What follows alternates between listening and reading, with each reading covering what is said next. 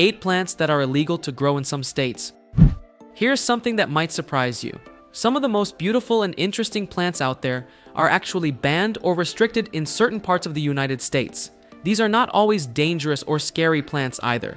Some of them are common garden flowers, familiar vegetables, or fast-growing vines that you might have even seen growing in your own neighborhood. The reason they get banned usually comes down to one thing: they spread too easily and cause real problems for local ecosystems, wildlife, and agriculture when they get out of control.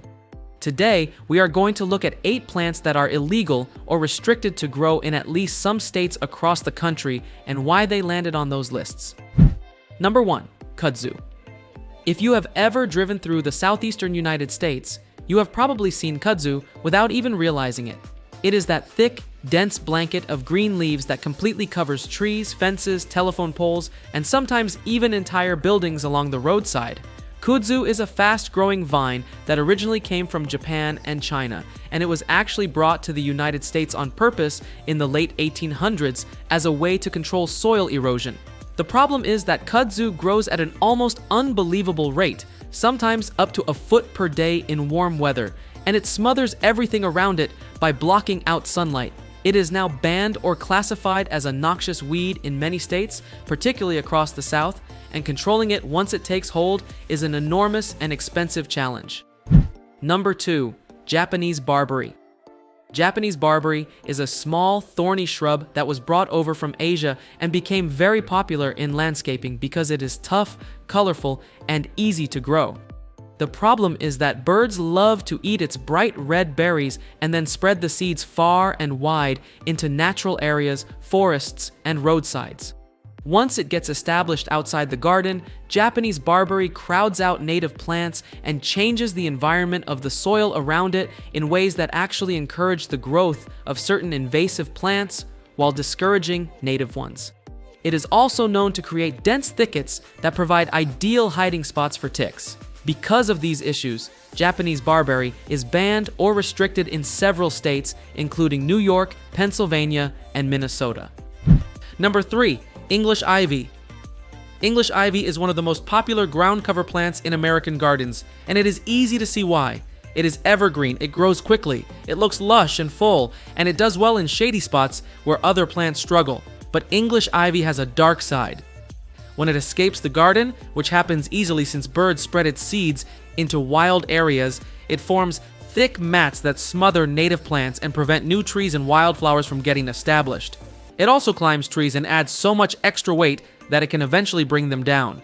For these reasons, English ivy is considered invasive in many states and is restricted or discouraged in places like Oregon, Washington, and parts of the Southeast.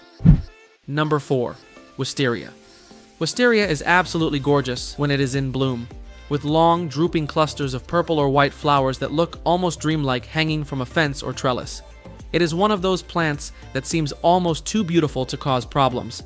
But wisteria, especially the Asian varieties like Japanese and Chinese wisteria, is an extremely aggressive grower that can wrap itself around trees and structures with such force that it actually crushes and kills them over time.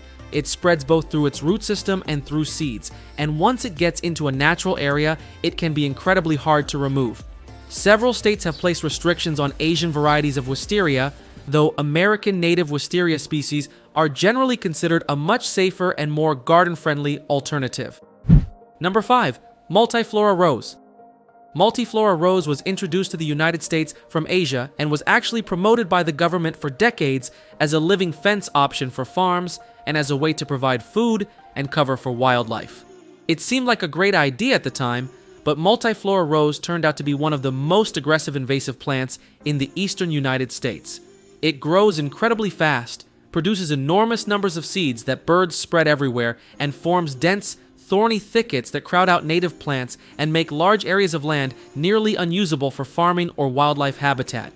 It is now classified as a noxious weed and is illegal to grow in many states including Ohio, New Jersey, and Pennsylvania. Number 6. Giant Hogweed. Giant hogweed is in a category of its own when it comes to reasons for being banned. Most plants on this list are restricted because they spread too aggressively, but giant hogweed is banned primarily because it is genuinely dangerous to people. This massive plant, which can grow up to 14 feet tall, produces a sap that causes severe skin burns when exposed to sunlight, a reaction that can last for months and sometimes leave permanent scars. It is native to the Caucasus region of Central Asia and has spread into parts of North America, where it is now considered a serious public health concern.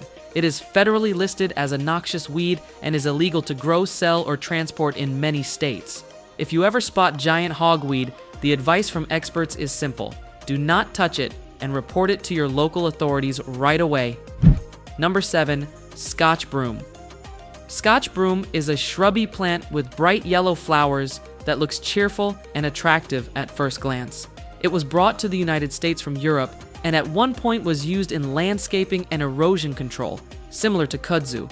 The problem is that Scotch Broom is extremely good at taking over open land, hillsides, and roadsides, especially in the Pacific Northwest, where conditions suit it perfectly. It produces thousands of seeds that can stay in the soil and remain able to sprout for up to 80 years, which makes it incredibly hard to get rid of once it is established. It also changes the chemistry of the soil around it, making it harder for native plants to grow back even after the broom itself has been removed. It is listed as a noxious weed in Washington, Oregon, and California. Number 8. Burning Bush. Burning bush is one of the most popular ornamental shrubs in American landscaping, and it is not hard to see why. In the fall, it turns a stunning, vivid red that really does look like it is on fire, which makes it a go-to choice for gardeners who want a bold splash of autumn color. But burning bush is native to Asia, and just like Japanese barberry, birds love to eat its berries and spread the seeds into wild and natural areas. Once it escapes the garden, it establishes itself quickly, crowds out native shrubs and wildflowers, and is very difficult to remove. It is now banned or restricted in several northeastern states, including Massachusetts, New Hampshire, and New York. If you love the look of burning bush, native alternatives like blueberries or native viburnums can give you similar fall color without the risk. The lesson from all of these plants is the same. Something that looks beautiful and harmless in a garden can sometimes cause real problems when it spreads into the wild. Before you add any new plant to your garden, it is always a smart idea to check whether it is considered invasive in your state. If you enjoyed this video, please give it a like and subscribe so you never miss a new video from us. Let us know in the comments below if any of these plants surprised you, or if you have ever come across one of them in your area. And while you are here, go check out our video on 7 plants you buy once and never buy again, because those are the kinds of plants you actually want filling up your garden.